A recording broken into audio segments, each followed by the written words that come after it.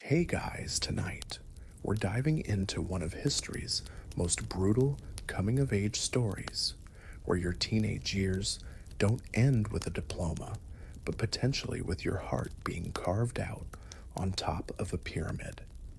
You're about to experience life as a Tlaxcalan warrior in 15th century Mesoamerica, where the childhood games involve actual weapons, and your biggest worry isn't passing algebra, but avoiding becoming the star of an Aztec religious ceremony. Spoiler alert, you probably won't survive this one, so before you get comfortable, take a moment to like the video and subscribe, but only if you genuinely enjoy what I do here. And hey, drop a comment, letting me know where you're listening from and what time it is there. I love seeing how this history travels around the world. Now dim the lights, maybe turn on a fan for that soft background hum, and let's ease into tonight's journey together. The temple is packed with the thick, choking scent of burning copal resin. Your parents whisper desperate prayers to Tsihuacoatl, the serpent-skirted goddess of fertility and childbirth, while you do what newborns do, best exist in blissful ignorance of what's coming. Congratulations, you've just been born into one of the most challenging civilizations in human history, where simply making it past your first birthday is considered a legitimate achievement. Your parents offer their best crops to thank the goddess, praying for your health and strength. Trust me, you're going to need every ounce of divine protection you can get. Life in 15th century Tlaxcala isn't exactly what you'd call user-friendly. We're talking about a world where your neighbors might eat you if the gods demand it, where every boy is essentially drafted into military service before he can properly walk, and where your life expectancy depends largely on how photogenic you are to bloodthirsty deities. Then comes the momentous occasion of your naming ceremony. The priest looks at you squinting thoughtfully and declares Nezahualcoyotl, which translates to hungry coyote. Yeah, real original there, priest. But don't take it personally. Naming conventions here follow a strict animal-based tradition that would make a modern pet owner jealous.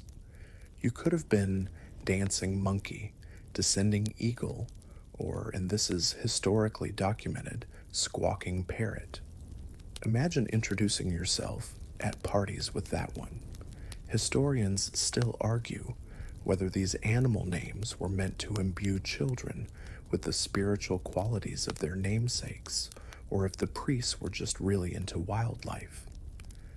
Either way, you're stuck with a name that sounds like you're perpetually hangry, which, given what's ahead, might be surprisingly accurate. The quirky thing about Tlaxcalan naming ceremonies is that they often included a ritual where the umbilical cord was buried in specific locations depending on the child's intended profession. Boys destined for warfare had theirs buried on battlefields, while future merchants had theirs interred at marketplaces. Your parents, of course, choose the battlefield option because apparently your fate was sealed before you could even focus your eyes properly. As you grow from a helpless infant into a toddler who can barely toddle, the realization begins to dawn on everyone around you. This kid is going to be a warrior, whether he likes it or not. The soft cooing voices of your parents gradually give way to more serious tones as they discuss your future. You're not just their son anymore, you're their investment in Tlaxcala's military future, a tiny soldier in training who doesn't even know he's already been drafted into a war that's been raging for generations. The warmth of your mother's embrace becomes less frequent as the cold reality of your destiny approaches. Soon, very soon, You'll be separated from everything comfortable and familiar, thrust into an educational system that makes modern military academies look like daycare centers. Before you even figure out how to walk in a straight line without face planting into the nearest wall, you're unceremoniously dragged to what they generously call a school. But don't let the academic terminology fool you. This isn't some learn through play progressive education system. This is military training disguised as childhood development, and you're about to discover that Tlaxcalan educational philosophy makes boot camp look like summer vacation. You're 2 years old, barely able to hold a wooden spoon without dropping it, but somehow you're expected to grip training weapons and follow complex drill formations. The instructors don't seem particularly concerned that your motor skills are still developing. They're more interested in beating discipline into you before you're old enough to question why a toddler needs to know 17 different ways to incapacitate an enemy. The daily routine would make a modern helicopter parent file lawsuits. You wake up before dawn, and we're talking actual darkness here, not that gentle pre-sunrise glow to begin physical conditioning. Running laps around the training ground while older boys laugh at your wobbly attempts to keep pace. Your legs feel like they're made of corn mush, but showing weakness isn't an option. There are no participation trophies in pre-Columbian Mesoamerica, just brutal lessons in survival. Slacking off earns you punishment that would horrify contemporary child psychologists. We're not talking about timeout corners or stern lectures about feelings.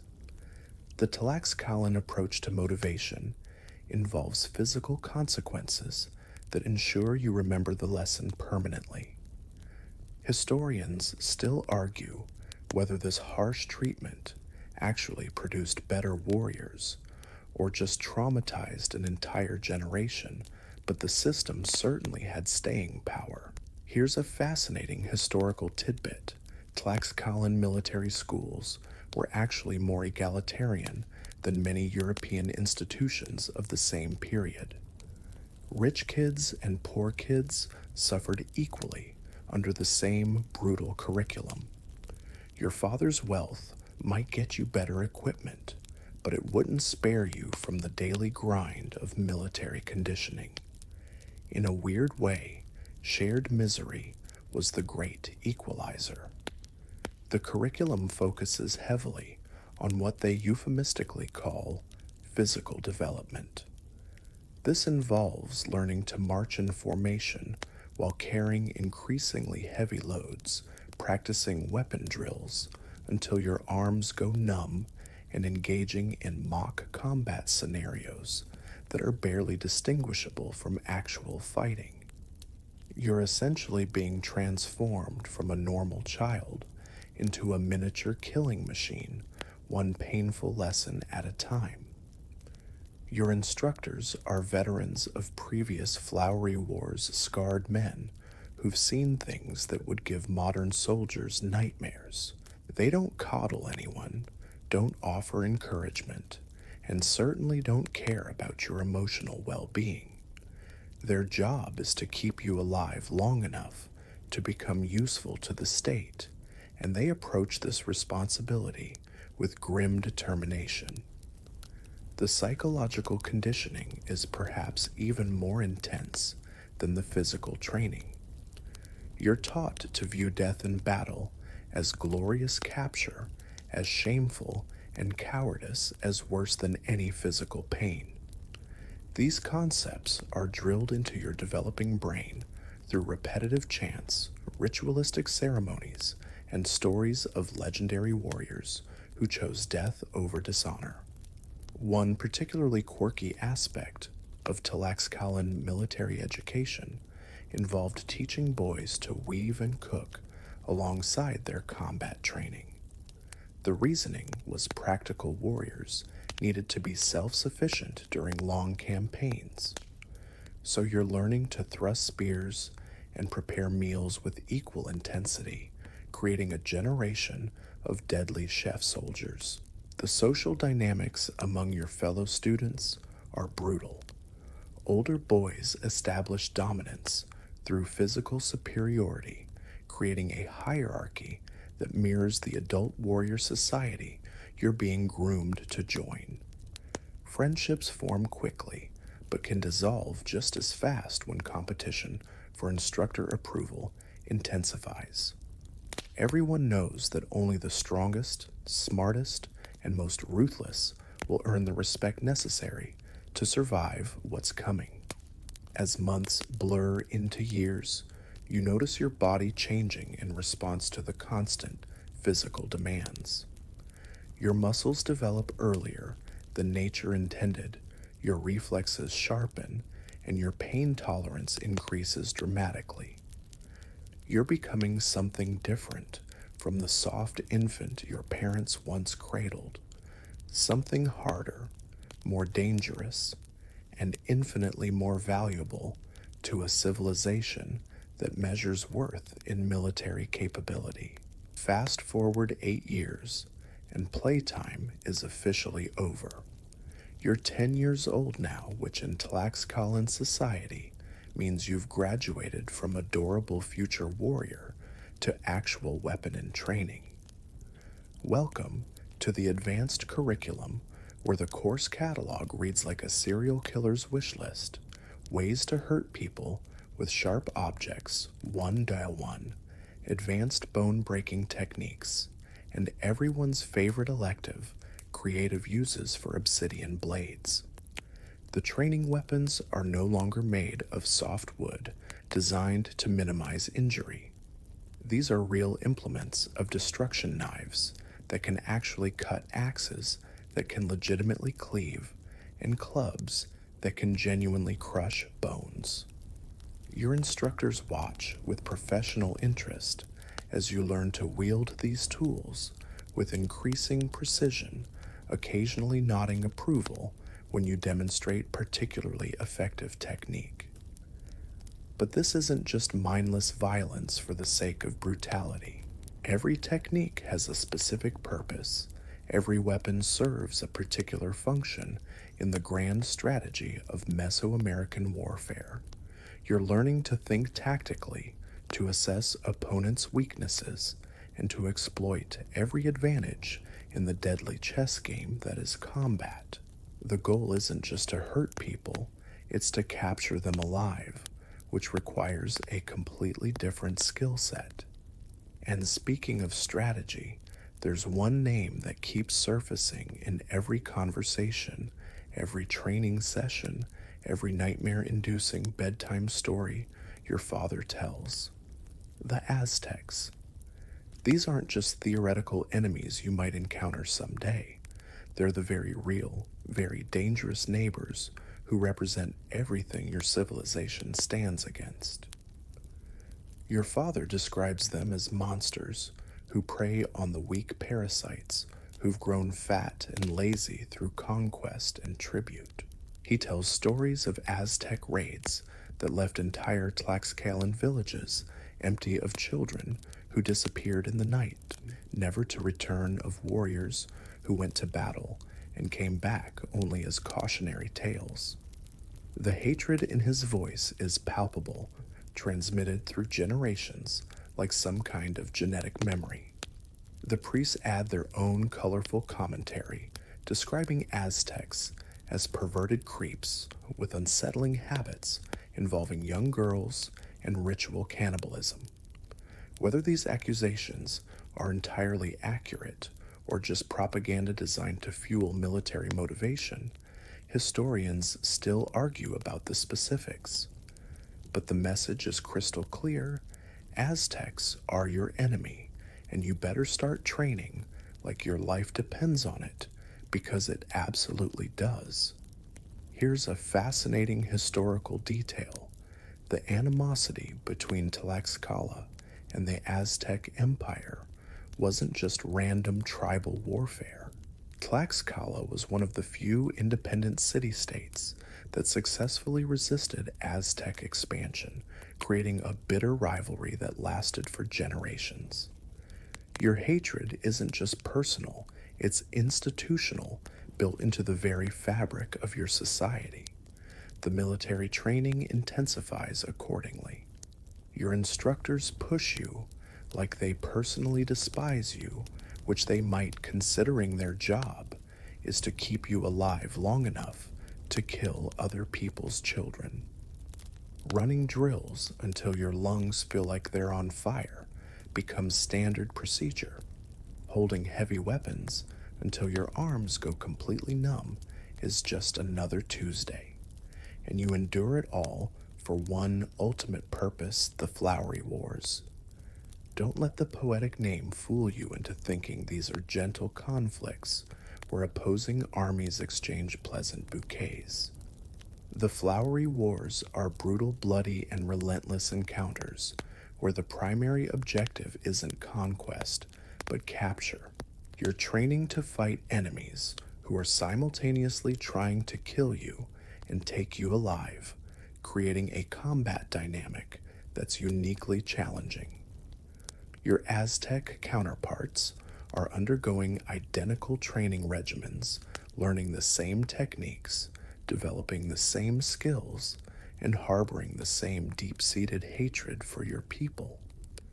They're waiting for their chance to demonstrate their superiority, to prove that their civilization deserves to dominate yours, to snap your bones like dried maize stalks, and drag your broken body back to their capital for purposes that don't bear thinking about. The psychological preparation is perhaps even more intense than the physical conditioning. You're taught to view Aztecs not as fellow humans, but as existential threats to everything you hold dear.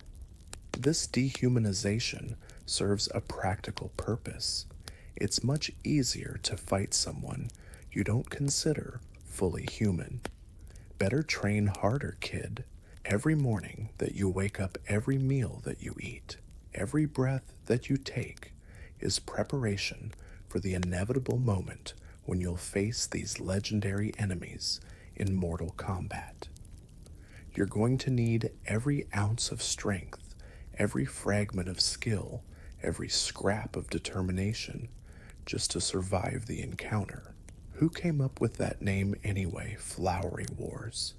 It sounds like something from a children's fairy tale, doesn't it? Like maybe you and the Aztecs get together on weekends to exchange beautiful bouquets and discuss gardening techniques over herbal tea.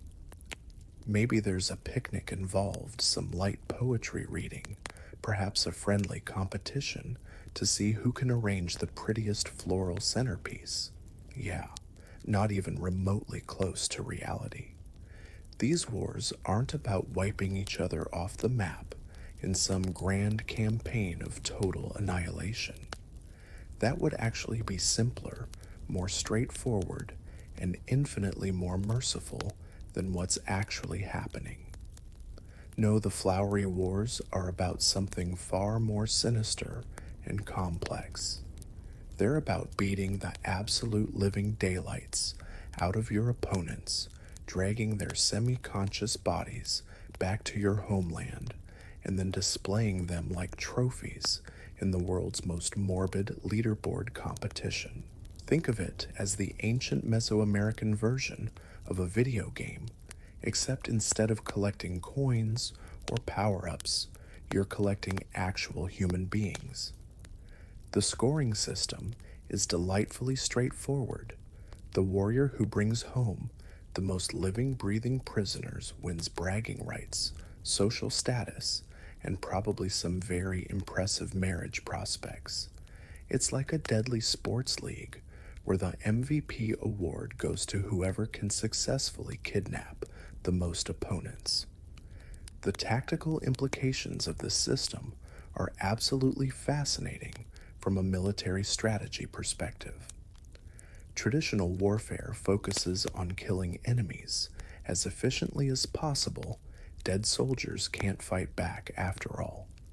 But in the flowery wars, killing your opponent is actually counterproductive. You need them alive, conscious enough to walk, and preferably in good enough condition to look impressive during the victory parade back home. This creates a combat dynamic that's uniquely challenging and requires specialized techniques that wouldn't make sense in conventional warfare. You're learning to use non-lethal force with lethal precision to incapacitate without killing, to subdue without permanently maiming. It's like being trained as a warrior bounty hunter hybrid, where your success is measured not by the number of enemies you've slain, but by the quality of prisoners you've captured. Historians still argue whether the flowery wars were genuine military conflicts or elaborate theatrical performances designed to provide sacrificial victims for religious ceremonies. The truth probably lies somewhere between those extremes. They were real battles with real casualties, but they served a specific religious and social function that went beyond simple territorial conquest. Here's a quirky historical detail that illustrates just how formalized these conflicts had become. Both sides would often agree on battle dates in advance, almost like scheduling a football game. Imagine sending a diplomatic message that says, "Hey, we're planning to beat the crap out of each other next Thursday. Does that work for your calendar?" The bureaucracy of ritual warfare had become almost as important as the warfare itself. The religious dimension adds another layer of complexity to your training. You're not just learning to capture enemies for the sake of military glory. You're participating in a cosmic drama where human sacrifice is necessary to maintain the balance of the universe. The gods demand blood, and the flowery wars provide a steady supply of high-quality offerings to keep the celestial machinery running smoothly. Your instructors explain this divine imperative with matter-of-fact casualness that would shock modern sensibilities. Of course, you need to capture strong, healthy enemies. Weak offerings would insult the gods. Of course, the captured warriors need to be physically impressive. Shabby sacrifices reflect poorly on the captor's skill. It's quality control for human sacrifice, applying the same standards you might use when selecting livestock for market. The Aztecs are playing the same deadly game with identical rules and objectives, creating a perpetual cycle of ritualized violence that serves multiple purposes simultaneously. It provides military training for young warriors, maintains religious obligations to demanding deities, establishes social hierarchies based on combat prowess, and creates a relatively stable system for managing conflict between neighboring civilizations. You're being prepared to participate in this elaborate dance of death, where success means bringing home living prisoners, and failure means becoming someone else's prisoner. The stakes couldn't be higher, the training couldn't be more intense, and the margin for error couldn't be smaller. Every technique you master, every skill you develop, every strategy you learn is ultimately designed to help you excel in this most deadly of games. For 7 long years, you've endured what amounts to a relentless crash course in how to beat an Aztec senseless and avoid getting sacrificed in the process. Your body bears the accumulated scars of thousands of training sessions. Your muscles have been sculpted by endless repetition of deadly techniques, and your mind has been forged into a weapon almost as sharp as the obsidian blades you've learned to wield with lethal precision. And now, finally, the moment everyone has been preparing you for is here. The war chief stands before the assembled warriors, his voice carrying across the training ground with the authority of someone who's survived more flowery wars than anyone cares to count. This weekend, this actual upcoming weekend, you'll be clashing with the Aztecs in mortal combat. Finally, after years of hitting practice dummies and sparring with fellow Tlaxcalans, you'll get the chance to put your fist directly into some smug Aztec faces. The anticipation is electric coursing through your veins like liquid fire. You've dreamed about this moment during countless sleepless nights, fantasized about it during boring ceremonial rituals, and planned for it through every grueling training session. You're ready to prove that all those years of suffering weren't wasted, that you've truly become the warrior your society needs you to be. But wait, plot twist of epic proportions. Before you march off to potentially glorious battle and quite possibly spectacular death, your parents decide this is the absolutely perfect time to arrange your marriage. Nothing says romantic timing like the looming possibility of having your heart carved out on an altar. Right, the mood lighting of impending doom really sets the stage for lifelong commitment discussions. Your bride-to-be is the daughter of a wealthy neighbor, which sounds promising on paper. She's reportedly beautiful, well-educated in domestic arts, and comes with a dowry that would make your family's financial situation significantly more comfortable. Under normal circumstances, this would be cause for celebration feasting and the kind of elaborate wedding ceremony that becomes family legend for generations.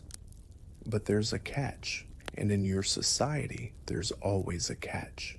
You don't get to marry her yet. First, you need to come back from the flowery war victorious, preferably with some impressive captives in tow, to demonstrate your worthiness as a husband and provider. No pressure, right? Just prove your combat prowess against legendary warriors, while your future happiness hangs in the balance. This creates a fascinating psychological dynamic that historians still argue about regarding its effectiveness as military motivation. Does the promise of marriage make warriors fight harder, or does the additional pressure actually impair their combat performance? Your case will soon provide data for that particular debate.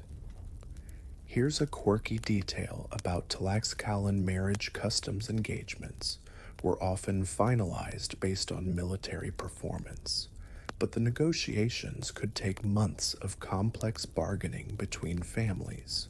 Your parents have probably been discussing dowry arrangements, household management responsibilities, and child-rearing expectations while you were learning to decapitate enemies with agricultural tools.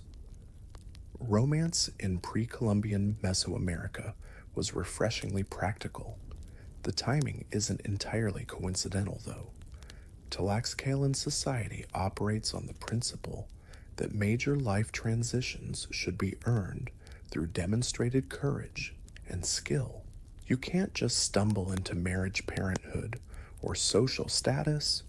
You have to prove you deserve these privileges through acts of valor that benefit the entire community.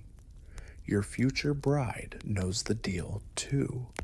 She's been raised with the understanding that her husband will be someone who's proven himself in combat, who's demonstrated the kind of courage and competence necessary to protect and provide for a family. She's waiting to see if you'll return as a hero worthy of her affection, or if she'll need to console herself with whoever survives from the next group of warrior candidates. The psychological pressure is immense. Not only do you need to survive your first real combat experience against enemies who've been training just as hard as you have, but you also need to excel sufficiently to earn the respect necessary for a successful marriage. Failure means disappointment on multiple levels: personal, familial, romantic, and social. Your parents beam with pride as they explain the arrangement, apparently oblivious to the fact that they've just added another layer of complexity to what was already the most challenging experience of your young life. They see this as honoring you with adult responsibilities, recognizing your maturity and readiness for the next phase of existence. You nod respectfully and express appropriate gratitude, but internally you're calculating odds and wondering if this additional motivation will help or hinder your performance when the fighting actually begins. Here's something you need to understand about Mesoamerican civilizations. They take religion very, very seriously. We're talking about, if there's a famine, let's sacrifice a bunch of people to fix it.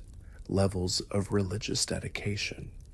This isn't casual Sunday worship or lighting a candle when you need a favor from the divine. This is full contact spirituality, where the gods demand tangible proof of devotion, preferably in the form of beating human hearts.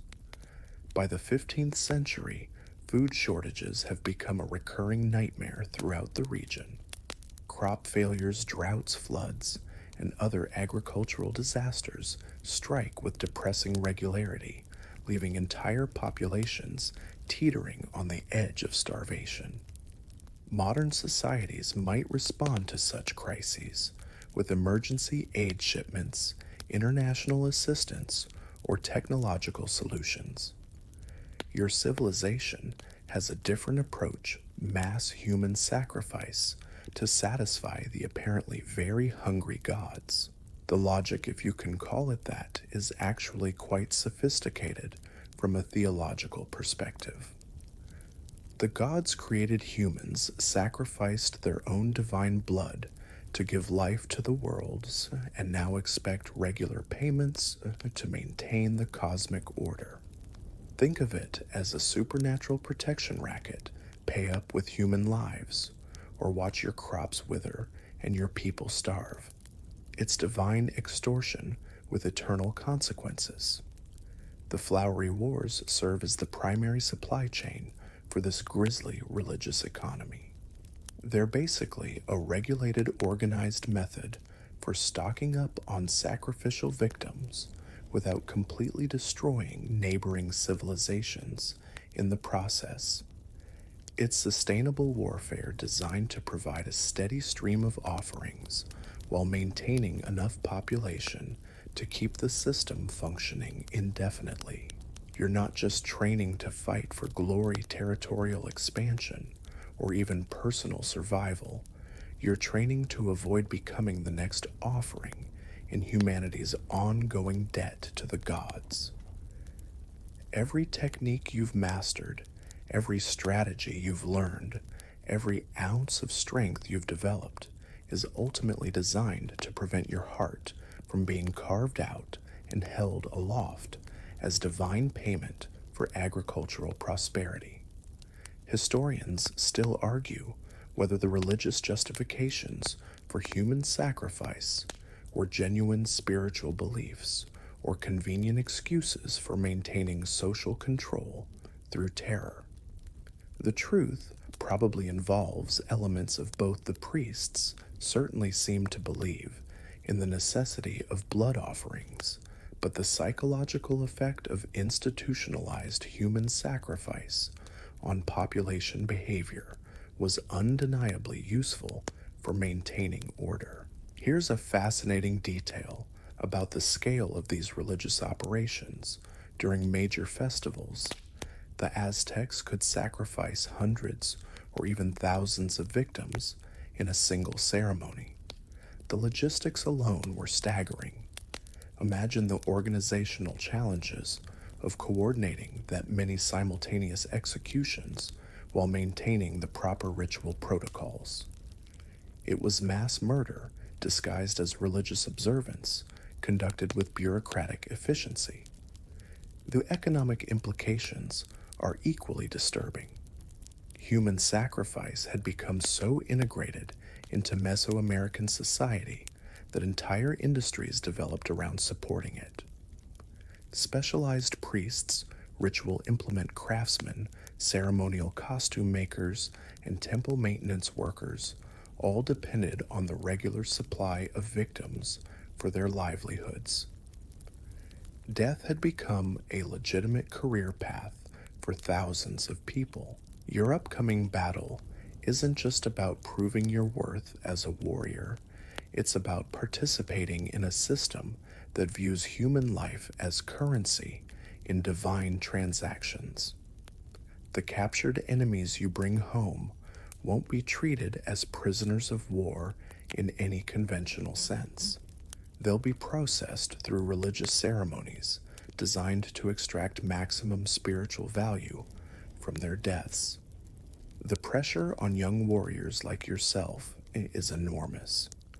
Society expects you to provide victims for sacrifice while simultaneously avoiding becoming a victim yourself. It's a delicate balance that requires exceptional skill, tremendous luck, and probably some divine favor from gods who apparently have very expensive tastes in worship. The ritualized nature of the flowery wars means that both sides understand exactly what's at stake. Capture doesn't mean imprisonment, ransom negotiations, or prisoner exchanges. It means religious execution performed in front of cheering crowds who believe your death will help ensure their next harvest. The stakes couldn't be higher, the consequences couldn't be more final, and the margin for error couldn't be smaller. As you prepare for your first real combat experience, you're acutely aware that failure means more than personal disappointment or family shame.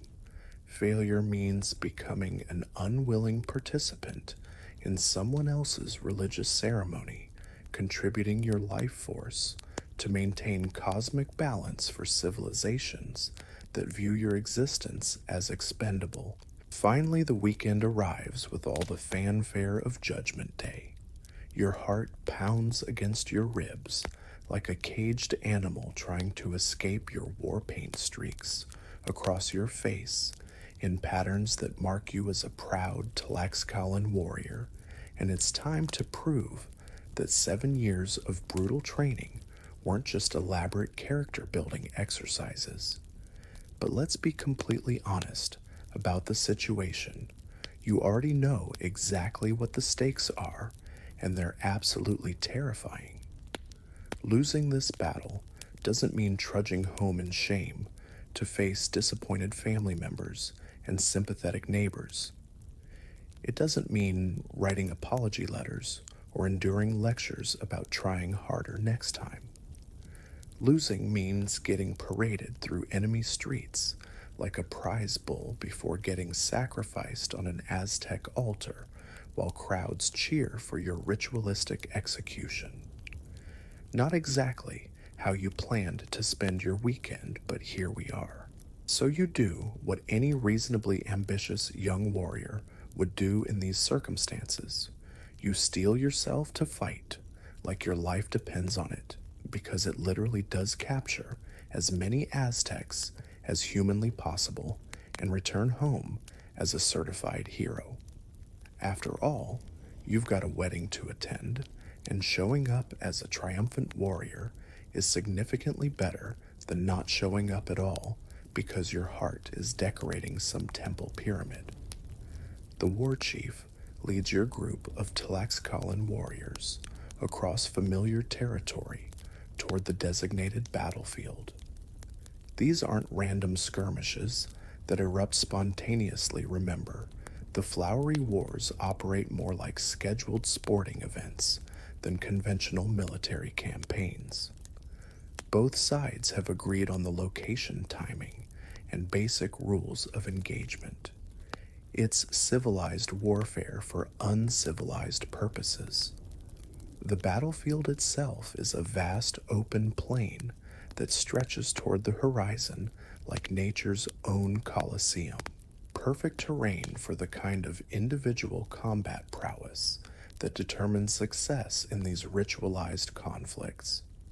No defensive fortifications, no tactical advantages, no clever terrain features to exploit just flat ground, where warrior skill can be measured directly against warrior skill.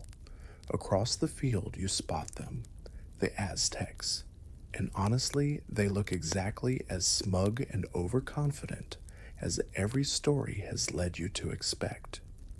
They're standing in loose formation, checking their weapons with casual ease, laughing among themselves like they've already won the battle and are just going through the motions before the victory celebration begins. The sight alone ignites a fire in your veins that makes your previous anger seem like mild irritation. You've trained for this moment since you could hold a weapon without dropping it on your own feet.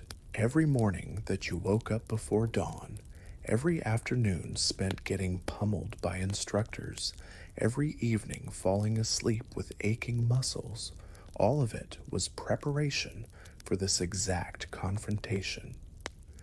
Now it's time to teach these legendary warriors that Tlaxcalan determination isn't just propaganda.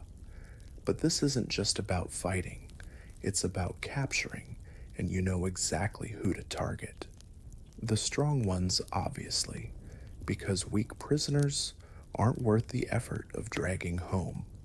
The handsome ones, because physical beauty matters to gods who apparently have very specific aesthetic preferences. The ones with perfect warrior builds who look like they stepped out of some divine recruitment poster. Why such selectivity? Because in the bizarre world of human sacrifice, the gods have standards that would make modern beauty pageant judges seem lenient. The better your offering, the greater the captor's glory, social status, and divine favor. It's quality control for religious murder, and everyone involved takes it very seriously. Historians still argue whether this emphasis on attractive victims was genuine religious requirement or just convenient rationalization for taking the most impressive prisoners. Either way, the practical result is that you need to identify and capture enemies who meet specific criteria while avoiding getting captured yourself by opponents using identical selection standards. Here's a quirky detail about Flowery War Protocol warriors, often wore special padding designed to minimize fatal injuries while allowing enough damage to demonstrate genuine combat. The goal was bruising and subduing, not killing, which required modified equipment and specialized techniques that wouldn't make sense in conventional warfare. Your fellow Tlaxcalan warriors fan out across the field, each one focused on their own tactical objectives, but united in the common goal of proving their civilization's superiority. The Aztecs mirror this movement, creating a complex dance of positioning as both sides prepare for the violence that's about to erupt. The tension builds like a thunderstorm, gathering strength, and you can practically taste the electricity in the air as hundreds of trained killers prepare to demonstrate their skills in the most consequential performance of their lives.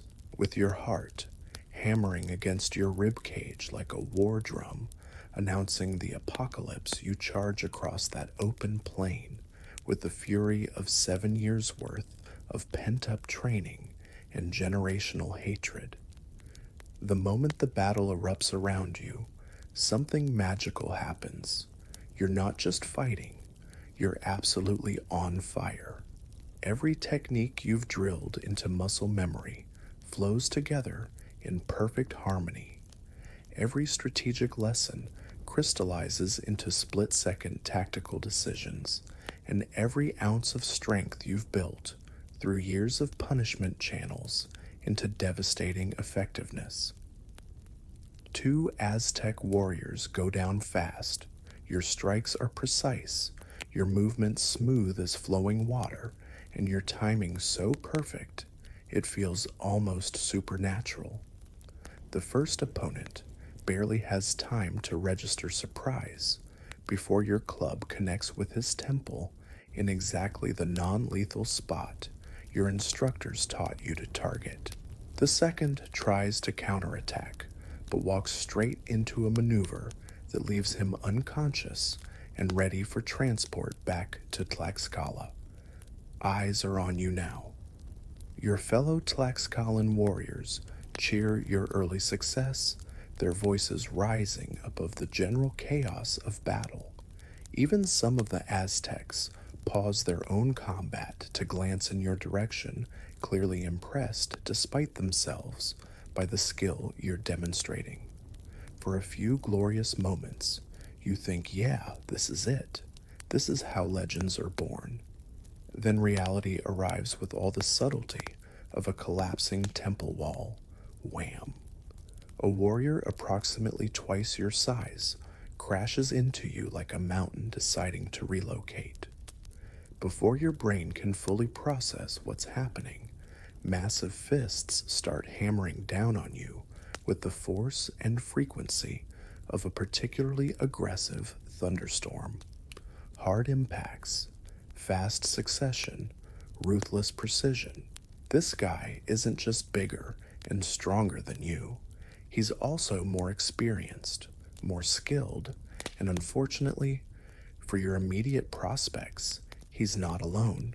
You fight back with everything you've got, deploying every technique your instructors ever taught you, but it's like trying to hold back a flood with your bare hands. This warrior has clearly been doing this longer than you've been alive, and his friends are moving in to help finish what he started. Your own fellow warriors try desperately to assist you, but in the swirling chaos of battle, they're powerless to prevent what happens next. You have been captured. And here's the truly devastating irony of your situation. You're exactly what the gods supposedly want in a sacrifice, strong enough to have lasted this long in combat, good-looking enough to make an impressive offering, and possessed of that perfect warrior build that suggests divine favor. All those years of training, all those endless drills designed to make you a formidable fighter, they've succeeded too well, creating exactly the kind of premium sacrifice that Aztec priests dream about. You want to rage against the cosmic unfairness of it all. You want to scream at the gods who apparently have such terrible timing. You want to punch something, preferably the smug face of your captor, but showing weakness or despair isn't an option. Tlaxcalan warriors don't break down in public, even when facing their own execution. Maintaining dignity in defeat is almost as important as achieving victory. The battle continues to rage around you, but your war is over. Both sides manage to capture enough prisoners to satisfy their respective religious obligations, creating the kind of tactical draw that characterizes most flowery wars. Nobody achieves decisive victory. Everybody gets enough victims for upcoming ceremonies, and the cyclical nature of ritualized warfare continues uninterrupted. But you're not thinking about military strategy or diplomatic implications.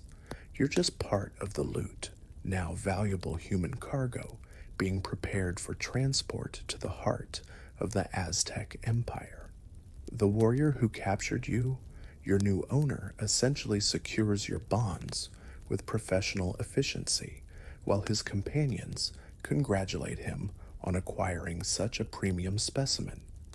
Historians still argue whether captured warriors experienced something resembling Stockholm Syndrome during the journey to execution, or if the shock of defeats has simply created emotional numbness that made compliance easier. Your experience will soon contribute data to that particular psychological debate.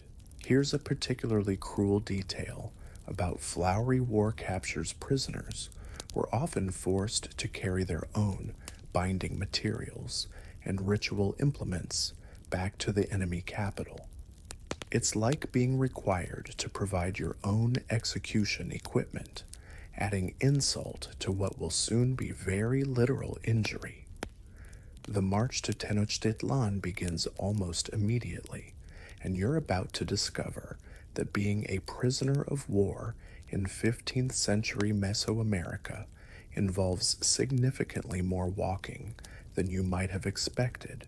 They march you to Tenochtitlan like you're the star attraction in the world's most morbid parade, and honestly, the journey gives you plenty of time to contemplate just how spectacularly your life plans have gone off the rails. The Aztec capital looms larger with each step, growing from a distant smudge on the horizon into something that defies every expectation you had about enemy civilization.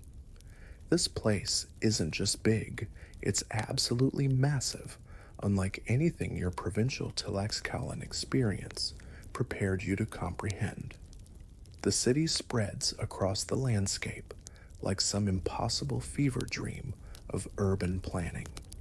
Towering pyramids pierce the sky, elaborate causeways stretch across shimmering lake waters, and the sheer scale of construction makes your hometown look like a collection of mud huts. You're forced to admit, despite your current circumstances and deep-seated cultural hatred, that your enemies have built something genuinely impressive here.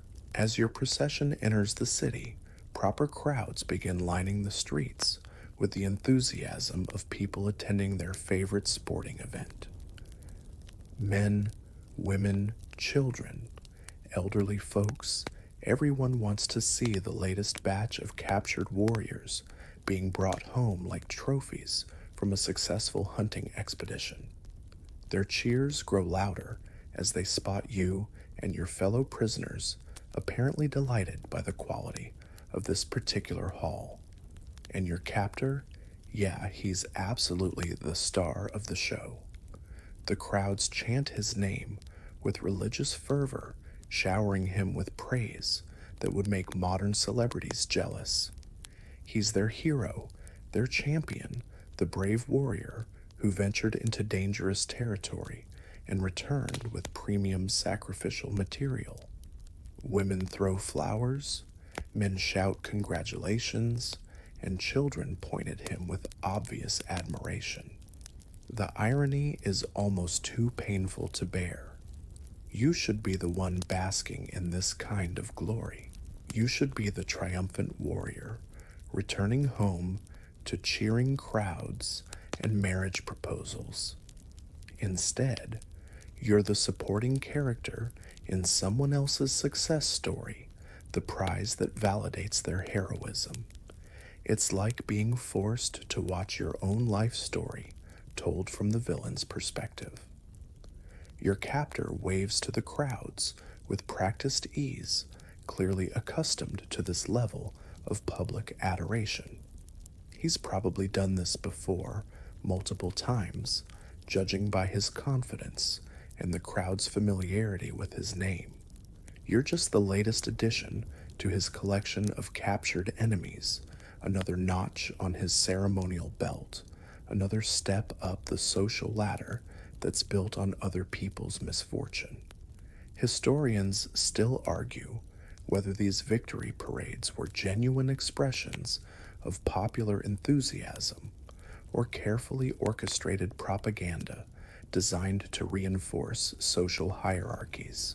The crowd's energy certainly seems authentic enough, but then again, public executions have always drawn enthusiastic audiences throughout human history.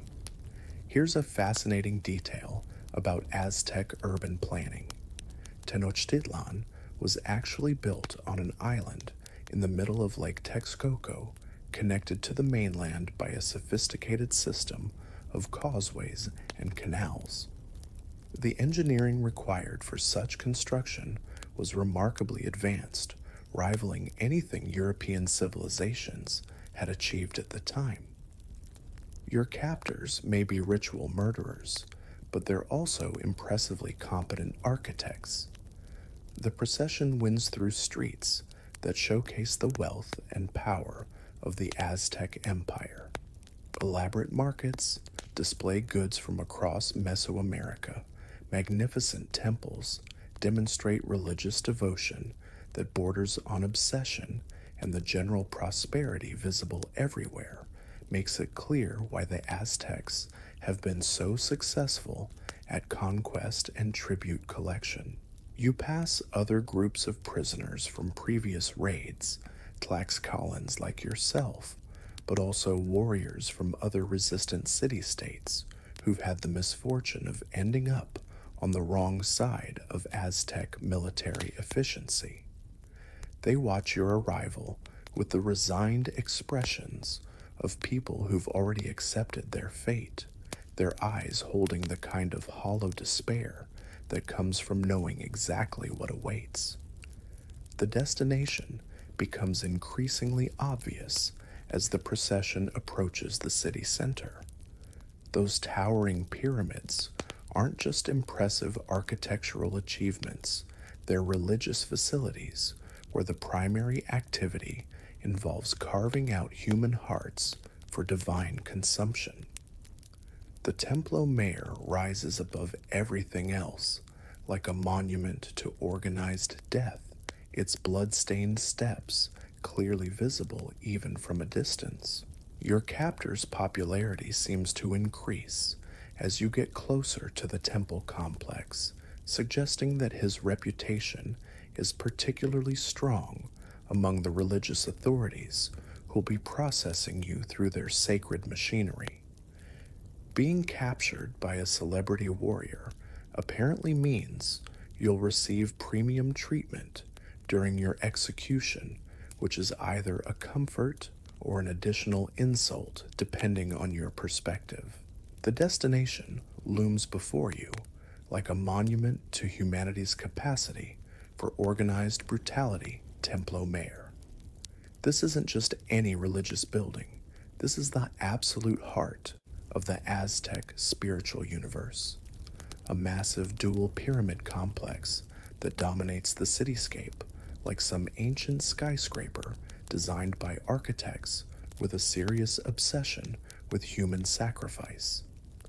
The structure towers above everything else in Tenochtitlan, its twin peaks reaching toward the heavens as if trying to physically touch the gods who supposedly live up there.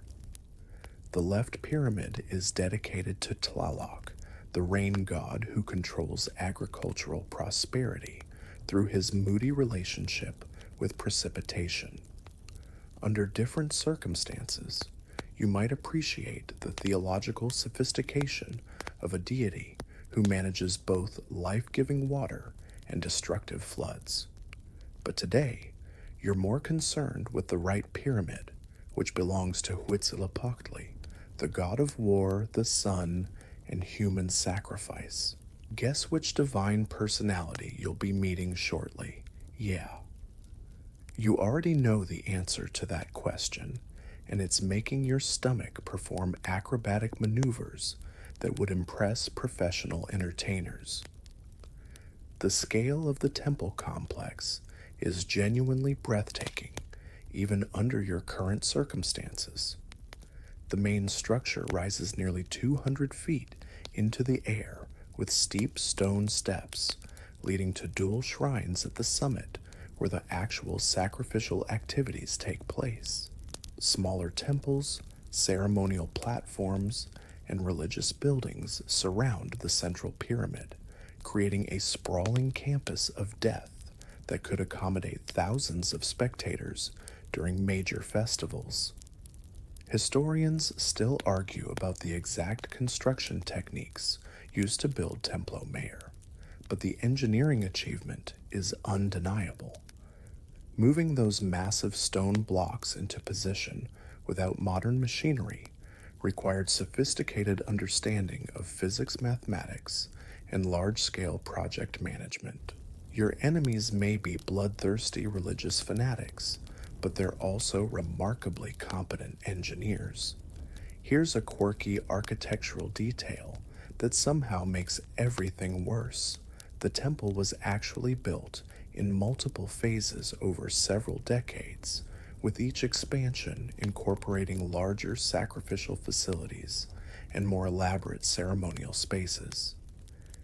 It's like watching a death cult upgrade their murder equipment through continuous improvement initiatives. Even their human sacrifice operations demonstrate impressive organizational development. The religious symbolism embedded in every aspect of the design is overwhelming in its complexity. The dual nature represents cosmic balance between opposing forces. The steep steps symbolize the difficult journey between earthly and divine realms, and the blood-stained surfaces serve as permanent reminders of humanity's debt to hungry gods. It's theology expressed through architecture, and the primary theme is death. As your procession approaches the base of the pyramid, you notice other groups of prisoners being processed through various stages of preparation. Some are receiving ceremonial baths, others are being fitted with elaborate costumes for their final performances, and a few are simply standing around looking resigned to their fate. The efficiency of the operation is almost as disturbing as its purpose. This place processes human sacrifice with industrial level organization. The priests who manage these operations move with practiced confidence that suggests extensive experience with their gruesome craft.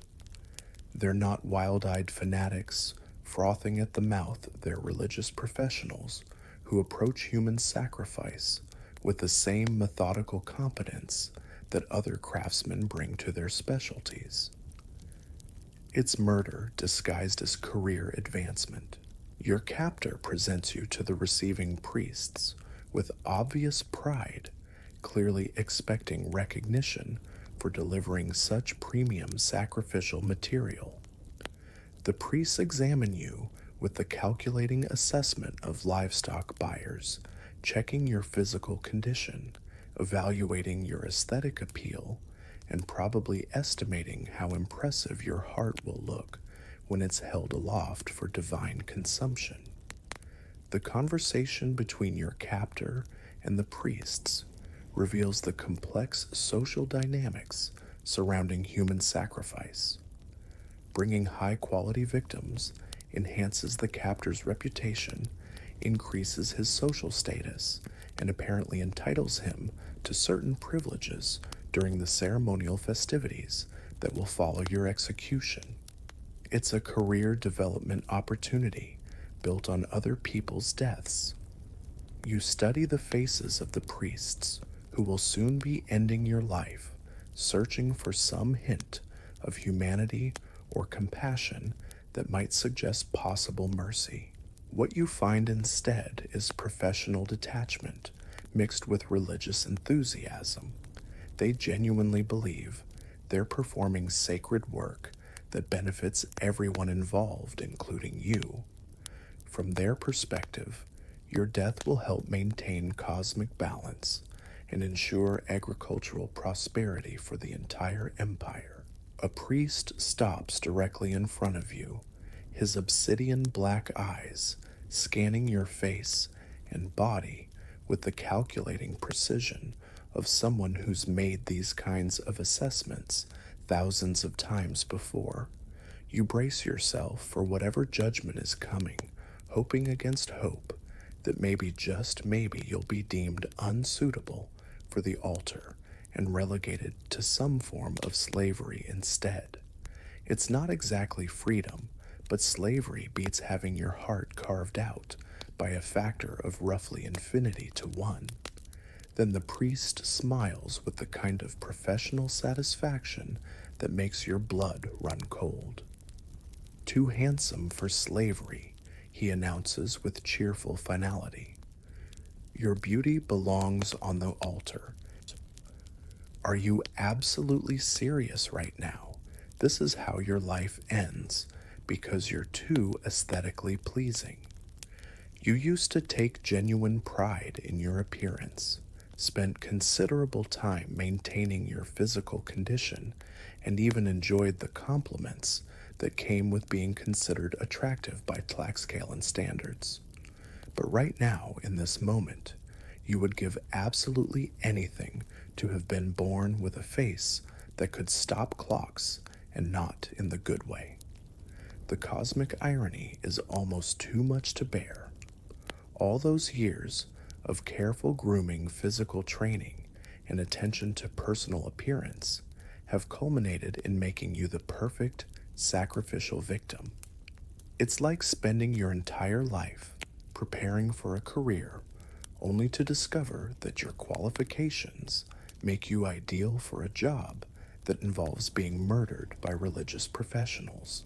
Historians still argue whether Aztec priests genuinely believed that physical beauty in sacrificial victims enhanced the spiritual value of the offering, or if this was just convenient rationalization for selecting the most impressive prisoners. Either way, your good looks have just sealed your fate in the most permanent way possible.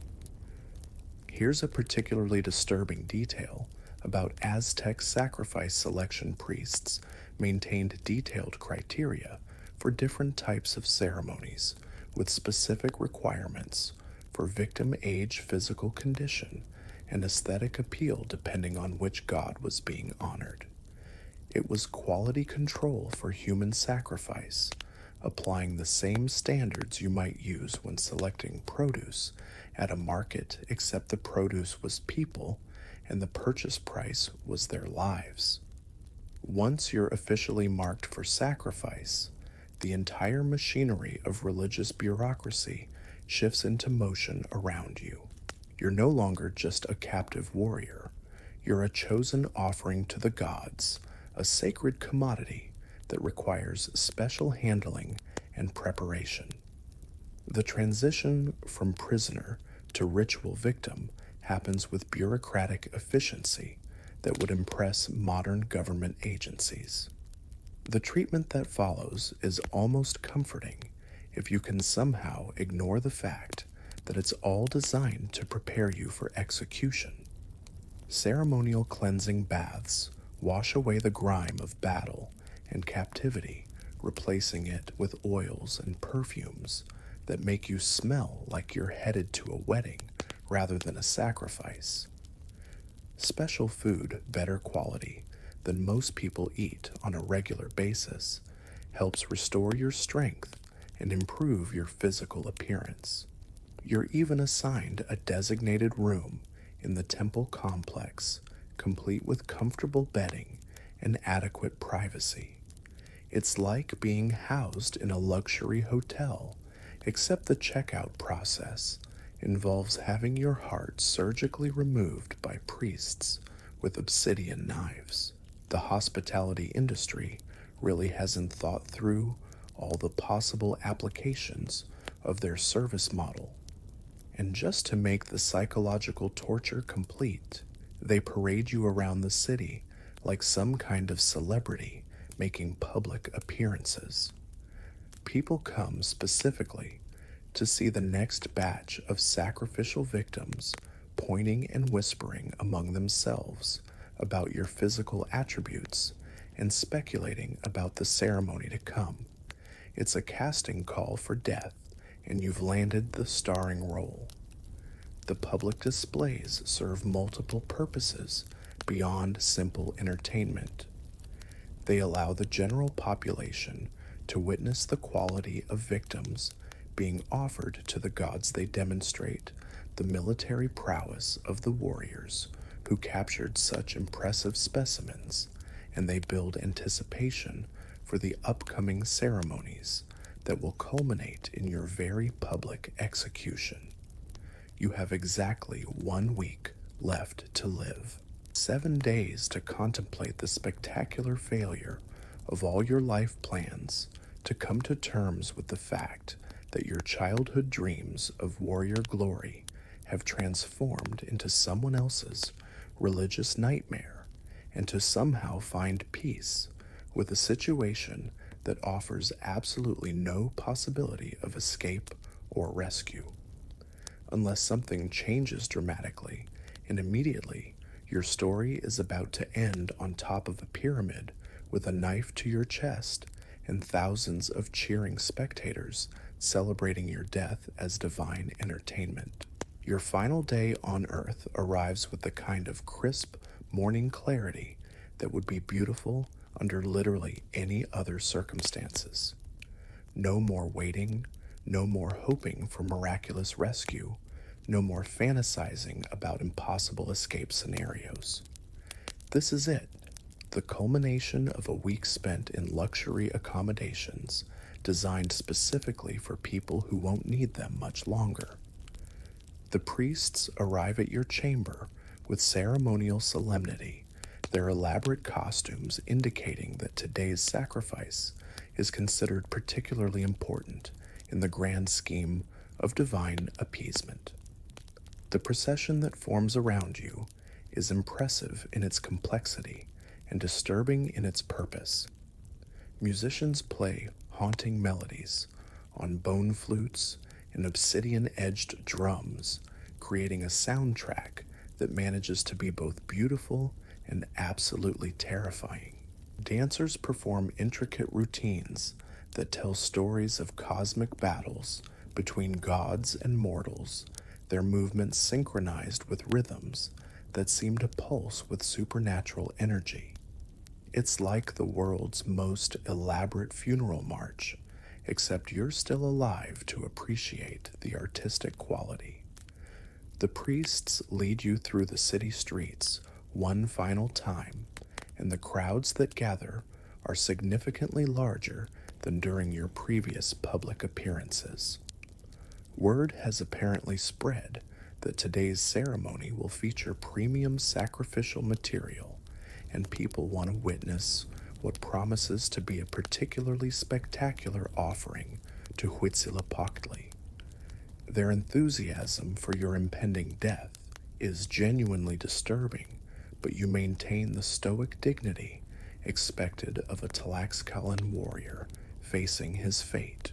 The slow climb up the towering steps of Templo Mayor gives you plenty of time to contemplate the view, and despite knowing exactly why you're here, you can't help but admire the breathtaking panorama that unfolds below. From this elevated perspective, Tenochtitlan looks absolutely magnificent, a sprawling metropolis of canals, causeways, and architectural marvels that stretches to the horizon like some impossible dream of urban planning. The temples gleam in the morning sunlight, the lake waters shimmer like liquid silver, and the golden light bathes everything in an almost supernatural glow. It's genuinely one of the most beautiful sights you've ever witnessed, which makes it cosmically unfair that you're seeing it for the last time while climbing toward your own execution. The juxtaposition of natural beauty and impending death creates a philosophical tension that would be fascinating to explore if you had more time to think about it. Historians still argue whether the elevated location of sacrificial altars was chosen for practical reasons, better visibility for spectators, closer proximity to the gods, or if the psychological impact of the climb was intentionally designed to enhance the ceremonial experience. The physical exertion required to reach the summit certainly adds dramatic intensity to what's already a pretty intense situation. Here's a particularly macabre detail about Aztec sacrificial procedures. The priests who performed these ceremonies were highly trained specialists who'd spent years perfecting their technique. The speed and precision with which they could remove a human heart was considered a mark of professional competence, and the most skilled practitioners enjoyed celebrity status within religious circles. Its craftsmanship applied to murder with performance standards that would impress modern surgeons. The altar at the summit is exactly what you expected, a stone platform designed specifically for human sacrifice, complete with channels carved to direct blood flow and restraining points to keep victims properly positioned. The obsidian knife that will end your life lies waiting nearby, its volcanic glass edge sharp enough to cut through flesh and bone with minimal effort. It's precision equipment for precision killing. The priest who will perform your sacrifice approaches with ritual solemnity, his face painted in patterns that represent divine authority and cosmic responsibility. He's not a sadistic killer enjoying your terror. He's a religious professional fulfilling sacred obligations that he genuinely believes are necessary for maintaining universal balance. From his perspective, your death is a gift that will benefit everyone in the empire. You're positioned on the altar with efficient gentleness, held down by assistants who've clearly done this many times before. The crowd below erupts in anticipation, their voices rising like a tide of sound that seems to shake the very foundations of the pyramid. This is their entertainment, their religious experience, their connection to the divine drama that supposedly keeps the world functioning properly. The priest raises the knife with ceremonial deliberation, speaking words in classical Nahuatl that invoke Huitzilopochtli's blessing on the offering about to be made. The obsidian blade catches the sunlight, creating rainbow flashes that would be beautiful if they weren't reflecting off the instrument of your destruction. The obsidian blade descends with surgical precision, and the world explodes into a kaleidoscope of sensations that your brain struggles to process. One sharp, swift motion, exactly as promised by all those terrifying stories you heard growing up, and suddenly you're experiencing the most profound transition any human can undergo. The physical pain is surprisingly brief, lasting only a few seconds, before shock and blood loss create a strange floating sensation that feels almost peaceful. Your heart, that faithful muscle that's been beating steadily for your entire life, pumping blood through countless training sessions, racing during moments of fear and excitement, hammering against your ribs during that final battle, is lifted triumphantly into the sky, still beating with the last electrical impulses of your nervous system. The priest holds it aloft like the ultimate trophy, offering it to Huitzilopochtli, while thousands of spectators below erupt in celebration. The crowd's reaction is genuinely overwhelming in its intensity. These aren't people reluctantly witnessing a necessary evil. They're genuinely ecstatic about your death, cheering with the enthusiasm of sports fans watching their team score a winning goal. To them, you're not a person with hopes, dreams, and unfulfilled marriage plans. You're a divine gift, a sacred offering, a necessary sacrifice that will help ensure their crops grow properly and their children survive to adulthood. Your body tumbles down the pyramid steps with all the dignity of a sack of grain bumping and rolling over stone edges that leave marks you're no longer capable of feeling. Each impact would be agonizing if you were still alive to experience it, but consciousness fades quickly when your heart is no longer attached to your circulatory system. The descent takes much less time than the climb up, gravity being significantly more efficient than ceremonial processions. Historians still argue about the exact neurological process that occurs during heart extraction, but most evidence suggests that unconsciousness happens within seconds of the initial cut. Your brain simply doesn't have enough oxygenated blood to maintain awareness for very long, which is probably the closest thing to mercy you'll find in this entire situation. Here's a particularly disturbing detail about post-sacrifice protocols. Your body doesn't just get dumped somewhere and forgotten. The Aztec approach to human sacrifice includes elaborate procedures for processing and distributing the remains according to strict religious guidelines. Different parts serve different ceremonial purposes, and nothing gets wasted in this thoroughly organized system of ritualized cannibalism. You'd think dying would bring some kind of peace, some final release from the cosmic injustice of your situation. But no, your consciousness lingers somehow, forced to watch the aftermath of your own execution like some kind of ghostly spectator at your own funeral. And what you witness makes whatever spiritual energy you have left burn with indignation that transcends the physical limitations of death. The warrior who captured you, remember him? The same guy who got all the cheers, the praise, and the hero worship for dragging you back to Tenochtitlan receives even more rewards for providing such premium sacrificial material. Your death has enhanced his reputation, increased his social status, and apparently entitled him to a significant portion of the feast that follows. Because in Aztec religious culture, eating sacrificial victims isn't just permissible, it's actually encouraged as a way of absorbing divine power and connecting with the gods through consumption of sacred offerings.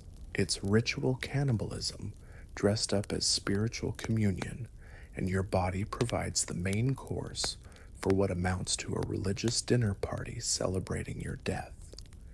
The theological logic is actually quite sophisticated if you can ignore the fundamental horror of the practice. By consuming flesh that has been offered to the gods and accepted through sacrifice, participants supposedly gain access to divine energy and spiritual benefits that wouldn't be available through ordinary food. It's like unlocking achievement bonuses in a cosmic video game, except the power-ups are made from dead people. Your captor takes his ceremonial share of the feast with obvious satisfaction, probably believing that consuming your flesh will make him stronger, braver, and more successful in future military endeavors. He's literally eating his way to career advancement, using your body as a stepping stone to greater social prominence and warrior prestige. The nobles who attend the feast treat the entire event as a combination religious ceremony and social gathering discussing politics and military strategy while consuming human meat with the same casual attitude they might bring to any other formal dinner. It's networking over corpses, relationship building through ritualized cannibalism. And as if ritual cannibalism wasn't insulting enough, your captor receives additional rewards that would make your living self absolutely furious if you weren't already dead, and therefore theoretically beyond such earthly concerns. Wealth flows his way, precious jade ornaments, elaborate feathered costumes, and gold jewelry that marks him as someone who's achieved significant military distinction. Social status elevates him to levels that would have taken years to reach through ordinary means, opening doors that were previously closed, and creating opportunities that will benefit him for the rest of his natural life. Political influence follows naturally from military success, and your death has apparently made him enough of a celebrity that important people want to associate with him. Marriage prospects improve dramatically when you're known as the warrior who captured and sacrificed a premium Tlaxcalan specimen. Even religious authority increases because providing high-quality offerings to the gods demonstrates divine favor and spiritual worthiness. It's like watching someone receive a Lifetime Achievement Award for excellence in murder, with your death serving as the crowning accomplishment that validates their entire career. The cosmic unfairness is so overwhelming that if you still had blood, it would definitely be boiling right now.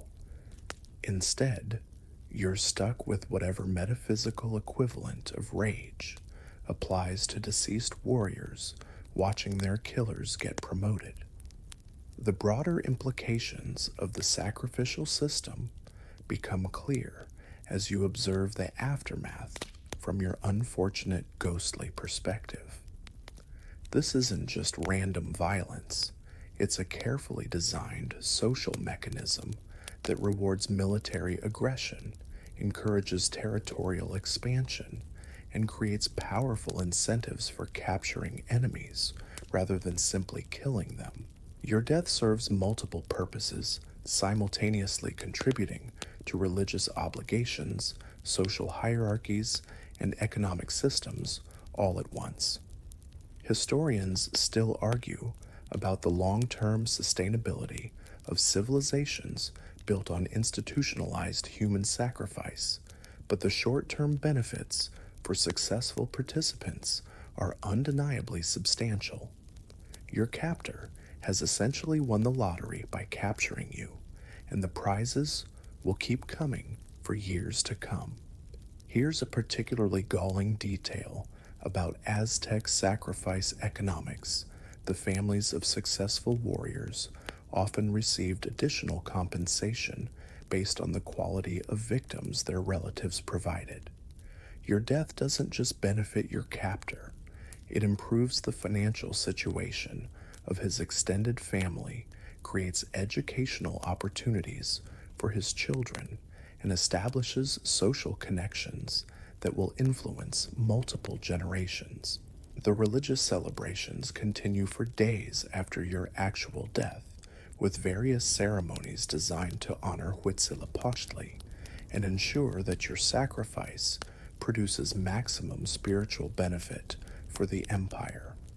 Priests perform elaborate rituals involving your remains, creating sacred objects and ceremonial implements that will be used in future religious activities. Even in death, you're still contributing to the system that killed you. The agricultural implications are taken very seriously by everyone involved. Your sacrifice was specifically intended to ensure good crop yields for the coming season, and the priests who organize the ceremony will be monitoring weather patterns, rainfall amounts, and harvest results to evaluate the effectiveness of their religious interventions. If the crops fail, they might need more sacrifices. If the harvest is particularly good, your death will be remembered as especially beneficial. You spent your entire life training to defeat the Aztecs, to prove Tlaxcalan military superiority, to earn warrior glory that would make your family proud and secure your marriage to that wealthy neighbor's daughter. Instead, you've become a footnote in someone else's success story, a stepping stone in your captor's career advancement, a statistic in the Aztec Empire's ongoing project of expansion through ritualized violence. The unfinished business of your truncated life weighs heavily on whatever consciousness persists after death. Your parents will never see you return in triumph. Your bride-to-be will marry someone else who managed to avoid getting captured, and your dreams of warrior glory have been transformed into someone else's religious achievement. It's the ultimate defeat, not just losing the battle, but having your death actively benefit your enemies. But you're dead now, which significantly limits your options for revenge complaint filing or career redirection. At least your sacrifice supposedly means a year of good crops for the Aztec Empire, ensuring that the people who killed you will have plenty to eat while they plan their next round of ritualized warfare against your surviving countrymen. Not that any of this makes you feel particularly better about the situation, but hey, at least you contributed to agricultural productivity in your final act of involuntary service to enemy civilization. From your ethereal vantage point, as a thoroughly irritated ghost, you watch the final chapters of this cosmic injustice unfold with the kind of helpless fury that only the recently deceased can truly appreciate. The Aztec Empire continues its relentless expansion, fueled by the very system that consumed your life and transformed your death into agricultural insurance. More flowery wars follow more young warriors from neighboring civilizations find themselves marching up those blood-stained pyramid steps, and more captors receive rewards for providing premium sacrificial material to hungry gods. Your story becomes part of a vast anonymous collection of similar tragedies, thousands upon thousands of young men and women whose lives were cut short to maintain cosmic balance and ensure agricultural prosperity for an empire that viewed human existence as currency in divine transactions. The priests carefully record sacrifice statistics in their codices, noting victim quality, ceremonial effectiveness, and subsequent crop yields with the methodical precision of accountants managing a particularly grisly budget. The warrior who captured you continues his successful career, eventually becoming a military commander whose reputation is built partially on the foundation of your death. He marries well, raises children who grow up hearing stories about their father's heroic exploits, and dies peacefully in old age, never apparently troubled by nightmares about the young warriors whose lives he ended. Success, it seems, provides excellent insulation against guilt or regret. But history has a way of delivering justice that transcends individual lifespans, and the Aztec Empire's dependence on human sacrifice eventually contributes to its own destruction. When Spanish conquistadors arrive with their own particular brand of religious fanaticism, they find natural allies among the many civilizations who've grown tired of providing victims for Aztec altars. Your own people, the Tlaxcalans, eagerly join forces with these strange foreigners, seeing an opportunity to finally settle scores that have been accumulating for generations. The cosmic irony would be amusing if you weren't personally invested in the outcome. The same system that killed you and countless others ultimately weakens the empire from within, creating the conditions that allow a handful of Europeans to topple what seemed like an invincible military machine. Turns out that building your civilization on ritualized murder eventually generates enough enemies to make survival difficult.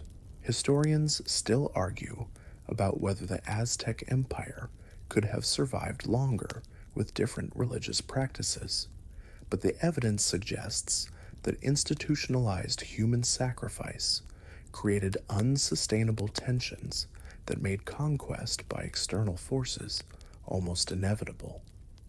Your death was part of a system that was slowly destroying itself through its own internal contradictions. The temples where you died eventually crumble, overgrown by jungle vegetation that reclaims the massive stone structures with patient persistence. Templo Mayor becomes an archaeological site where scholars debate the cultural significance of human sacrifice, while tourists take selfies on the steps where you spent your final moments. Time has a way of transforming horror into academic curiosity, turning personal tragedy into historical footnotes that can be studied without emotional investment. The gold and jade treasures that were used to reward your captor eventually find their way into Spanish ships, then European museums, then private collections where their bloody origins are forgotten in favor of aesthetic appreciation. The wealth generated by your death travels around the world, changing hands countless times while losing all connection to the young warrior whose sacrifice made it possible. Your name, Nezahualcoyotl, Hungry Coyote, disappears from historical records, joining millions of other forgotten identities whose individual stories were considered less important than the grand narratives of empire and conquest. You become anonymous, just another statistic in the vast machinery of institutionalized violence that characterized pre-Columbian Mesoamerica. But perhaps there's a form of justice in anonymity, a kind of peace that comes from being released from the burden of individual identity and absorbed into the larger flow of human experience. Your consciousness slowly dissolves into something larger than personal memory, becoming part of the collective story of all the young warriors who died far from home, all the dreams that were cut short by systems they couldn't control, all the love that was lost to the appetite of gods who demanded blood. The soft whispers of history carry your story forward through generations, not as individual memory, but as collective wisdom about the cost of civilizations built on violence. Children in distant futures will learn about the Aztec Empire without knowing your name, but they'll understand something essential about the price that ordinary people pay for extraordinary ambitions. Your death becomes part of humanity's long, slow lesson about the difference between power and wisdom, between religious devotion and simple compassion. The evening light fades across ancient pyramids, where tourists now walk safely, their cameras capturing images of stones that once ran red with the blood of the young and beautiful. The sacrificial altars have become museum pieces. The obsidian knives display artifacts, and the cosmic drama that once demanded human hearts now exists only in academic papers and documentary films. Perhaps that's enough. Perhaps your story, multiplied by thousands, served its ultimate purpose, not in satisfying gods or ensuring harvests, but in teaching future generations about the precious fragility of individual life and the terrible cost of systems that treat people as expendable. The hungry coyote finds rest at last, not in the glory of warrior legend, but in the gentle recognition that every young life cut short matters more than any empire's ambitions. Sleep now, brave warrior. Your vigil is ended, your story told, and somewhere in the eternal night, the gods themselves have learned to hunger for something better than blood. The pyramids stand empty under starlight, their terrible purpose finally exhausted, while the soft rain falls gently on stones that remember everything and forgive it all. Your dreams are free now, free to wander where empires cannot follow, where hearts beat safely in young chests, and where the only sacrifice required is the gentle surrender to sleep that comes naturally to all living things. Sweet dreams, Nezahualcoyotl. Sweet dreams to all the young warriors who never made it home.